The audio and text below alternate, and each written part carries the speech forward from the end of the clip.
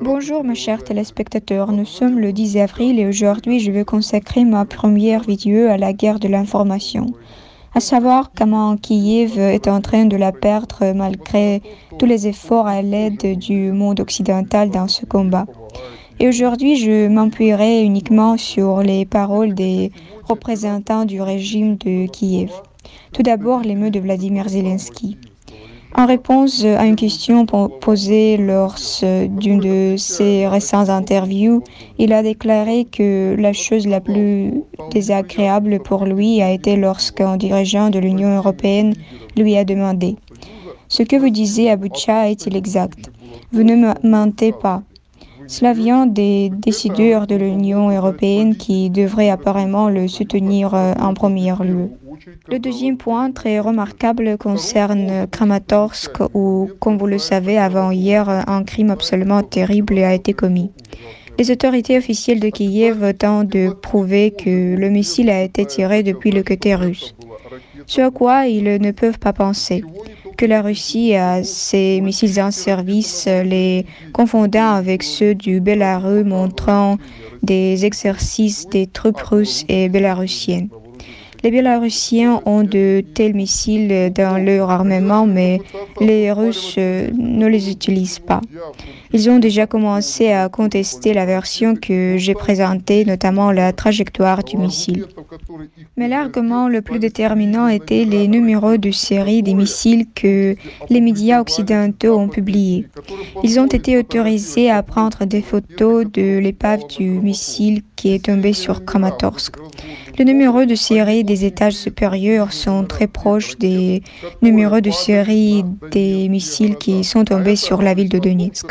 Cela laisse penser que ces missiles proviennent du même lot, à savoir celui qui a été abandonné à l'époque de l'Union soviétique sur le territoire de l'Ukraine. Cet argument simple mais meurtrier balaie tous les autres arguments que les représentants du régime de Kiev ont tenté de construire autour de cet événement. Tout cela n'est qu'une provocation par laquelle ils tentent de prouver l'inhumanité de la Russie et de montrer qu'ils sont pauvres, rancuniers, misérables, étant en guerre contre des monstres malfaisants. Et étant donné que les personnes qui exécutent ces ordres font tout si mal que ces défauts font immédiatement surface et suscitent des doutes. Et tous ces doutes s'empleront les uns sur les autres et provoqueront davantage de méfiance. Et c'est déjà le cas. Il y a quelques jours, un représentant du régime de Kiev, à savoir le maire de Dnipropetrovsk, Boris Filatov, a posé une question simple à Alexei Arestovitch, le plus important militant du régime de Zelensky. Le maire de Dnipropetrovsk, je souligne le maire de Kiev de Dnipropetrovsk, a demandé « Suis-je le seul à en avoir assez qu'Alexei Arestovitch dise des bêtises ?» Plus intéressant encore, Alexei lui-même a admis avoir dit des bêtises dans une interview récente.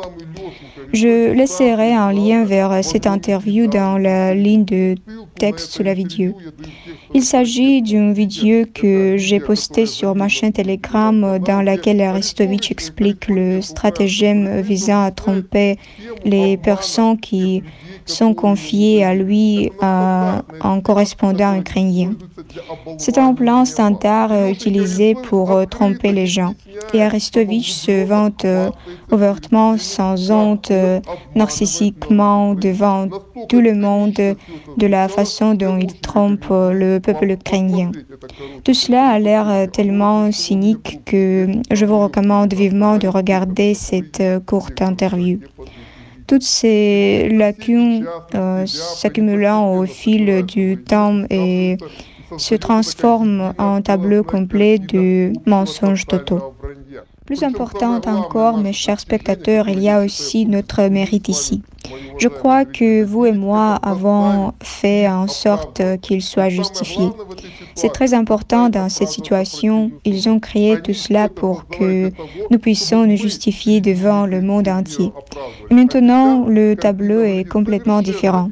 Leurs horreurs ont fait basculer la situation de telle sorte qu'ils doivent maintenant se justifier. Et il est très très difficile pour eux de se justifier compte tenu des faits et des circonstances qui apparaissent progressivement à propos de Butcha et de Kramatorsk. Cela montre qu'en dépit du fait que nous disposons de moins de ressources d'information, nous continuons à gagner la guerre de l'information. Et la vérité sera révélée à ce qui les partenaires occidentaux de l'Ukraine espéraient qu'elle ne serait jamais révélée. C'est ce que je voulais dire dans cette vidéo, c'est tout pour le moment. Au revoir. Je prévois également de réaliser une autre vidéo sur un sujet très intéressant, l'économie russe, les défauts de paiement russe et d'autres choses liées à cela. Un point très important que j'aimerais souligner. Au revoir. J'attends avec impatience la prochaine vidéo.